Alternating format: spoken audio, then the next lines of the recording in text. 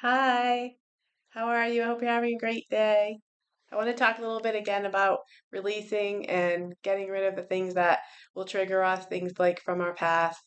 When we leave a toxic relationship or situation, the best thing we can do is leave everything behind. We want to make it so that when we even consider going back, we remember that we don't have anything to go back to because we got rid of everything, gave it away, sold it.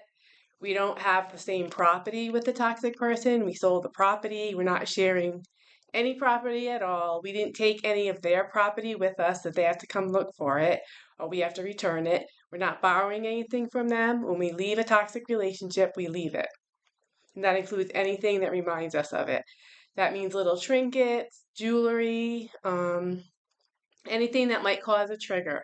We don't want to take anything with us because we're already fighting off these triggers in day to day life. Wherever we go, we might be reminded something of the toxic relationship. So we have to fight through these triggers constantly. So we don't need to be carrying around things with us or wearing things that will remind us of this relationship. That's just going to pull us back into the cycle of thinking about what happened, about having to deal with everything that we might have already dealt with, like rehashing everything that we've already walked away from.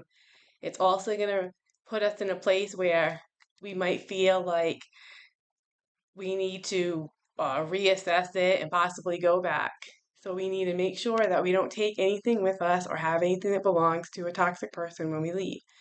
We want to make sure they don't feel like we're responsible to return to them because they're still where you were. You want to end all leases, sell your property so that you don't have that pulling back because it's actually used by them to draw you back in. So when you're done with the relationship and you're ready to leave, you're leaving it behind and you're putting it in your past.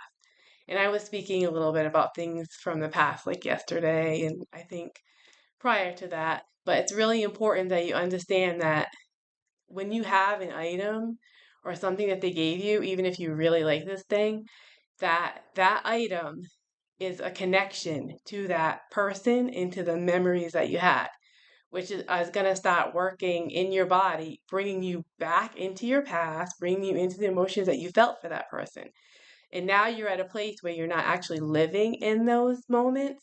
So what you're doing is you're bringing up moments and feeling old feelings that you already canceled out, which you don't want to bring out old feelings because you're supposed to be active in your present.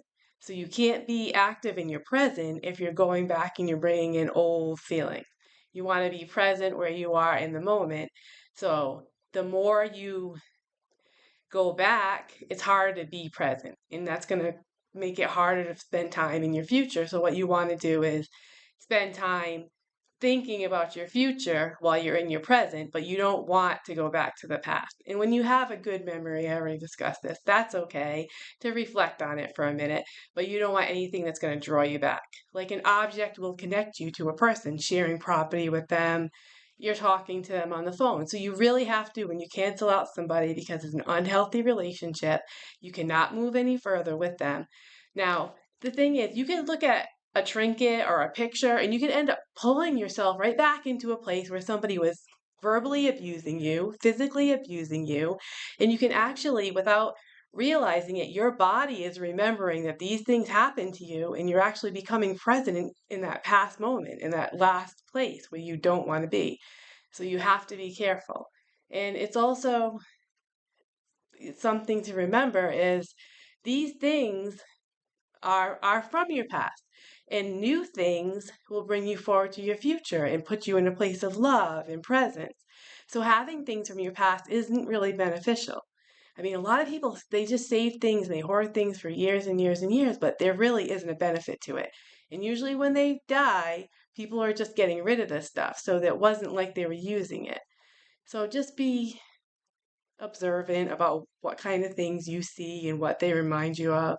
I just got rid of some jewelry today because it reminded me of somebody. And at first I was happy to see it because I had forgotten that person. I'm like, oh, I really, miss this person.